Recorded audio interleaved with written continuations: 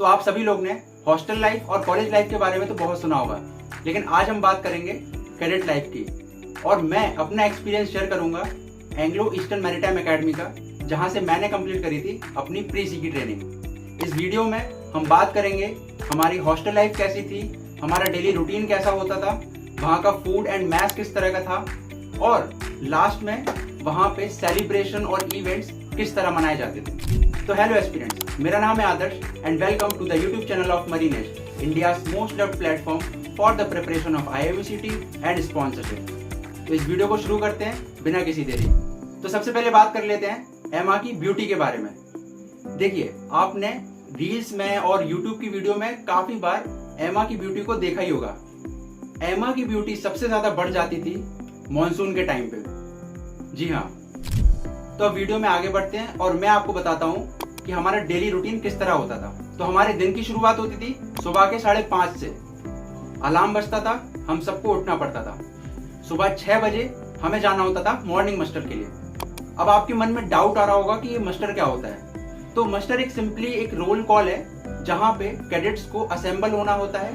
वहां आपके कैडेट्स की सारी ड्यूटीज बताई जाती है और पूरे दिन का शेड्यूल बताया जाता है, और कुछ इंपॉर्टेंट अनाउंसमेंट होते हैं तो वो भी बताए जाते हैं। तो 6 बजे के मस्टर के बाद हम चले जाते थे अपनी फिजिकल ट्रेनिंग के लिए।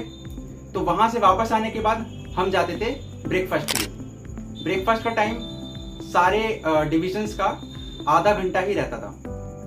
तो ब्रेकफास्ट का टाइम सभी लोगों का शेड्यूल्ड रहता था। तो ब्रेकफास्ट से वापस आने के बाद हम लोगों ने होना होता था तैयार, क्योंकि इसके बाद जाना होता था हम लोग को क्लासेस के लिए। तो बीच में करीब 30 से 35 मिनट मिलते थे शेविंग, बाथ एंड बाकी जो भी आपका डेली रूटीन होता है उस सब के लिए। उसके बाद हमें अगेन जाना होता था मस्टर के लिए।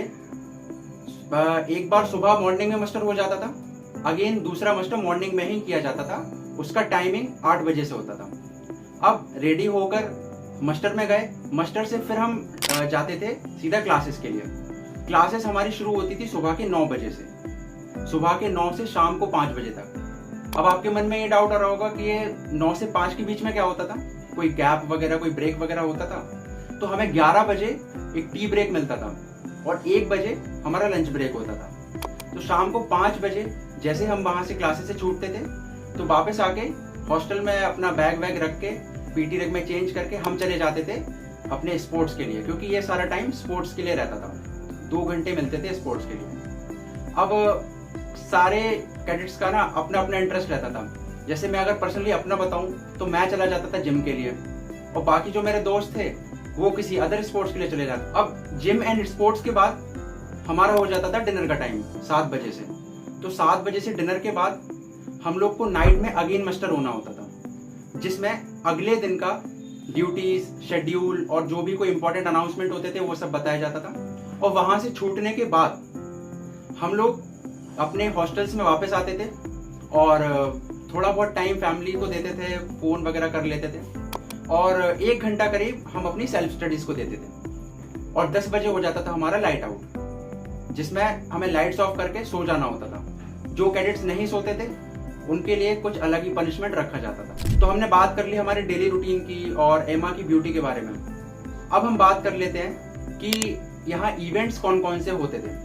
तो देखिए, जो आपके मेजर फेस्टिवल्स होते हैं ना, वो सारे तो सेलिब्रेट किए जाते हैं, लाइक होली, दिवाली, ओणम, ईद, ये सारे फेस्टिवल्स तो सेलिब्रेट किए जाते हैं। इसके साथ में एमा में कुछ अलग भी 2 फेस्टिवल मतलब जरूरी नहीं है कि कंडक्ट होंगे ही होंगे, लेकिन लाइक ओशिनिया हमारे टाइम में एक ही हुआ था, ओशिनिया। उसके अलावा दूसरा वाला नहीं हुआ था। तो कोई ऐसा जरूरी नहीं है कि 2 फेस्ट हो ही हो, लेकिन हाँ 2 फेस्ट होते हैं वहाँ। देखिए, जो फेस्टिवल्स होते हैं ना वो बहुत अच्छी तरीके से मनाए जाते हैं। अगर आप वहाँ जाएं तो वहाँ जितना भी टाइम आपको डांस करने के लिए मिले ना, तो प्लीज उसको बिल्कुल मिस मत करना, क्योंकि काफी कम टाइम मिलता है आपको वहाँ नाचने का। इवन हाँ, हम इंडिया और पाकिस्तान के मैच पर भी हमने सेलिब्रेट किया था।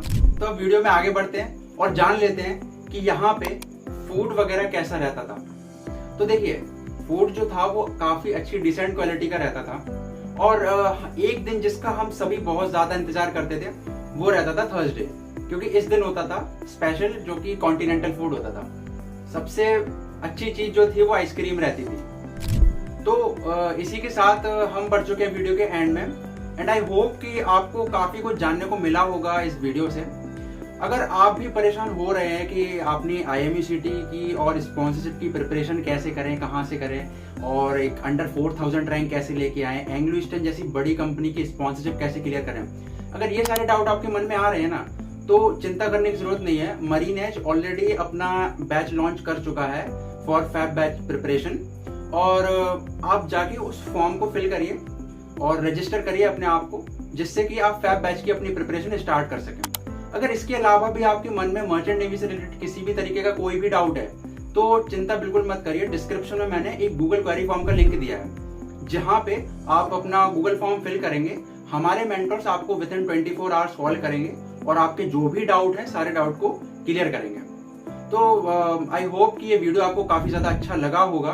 तो इस वीडियो को प्लीज लाइक जरूर करिएगा और अगर चैनल पे नए हैं तो सब्सक्राइब कर दीजिएगा। एक चीज बताना भूल गया कि देखिए, अगर आपको day to day merchant navy से रिलेटेड किसी भी तरीके का कोई अपडेट चाहिए है ना, तो आप हमारे इंस्टाग्राम चैनल को भी फॉलो कर लीजिए। हमारे इंस्टाग्राम पे ना रोज 2 से 3 रील्स आती रहती हैं, मीम्स भी आती हैं फॉर योर एंटरटेनमेंट पर्पस, तो आप उसे भी ज्वाइन कर सकते हैं। अगर आपको पर्सनली मुझसे कोई हेल्प चाहिए ना, तो मैं अपनी इंस्टाग्राम आईडी का भी लिंक दे दूंगा, तो आप मुझे भी DM कर सकते हैं, अपने डाउट जो भी हैं वो क्लियर कर सकते हैं। कमेंट भी कर दीजिएगा, पॉजिटिव कमेंट करिएगा, हमें भी अच्छा लगता है इस तरीके से वीडियो बनाने के लिए। तो आई होप कि आपको ये वीडियो सच में अच्छा लगा होगा। तो इसी के साथ हम मिलते हैं नेक्स्ट वीडियो में। कैडेट आदर्श साइनिंग ऑफ।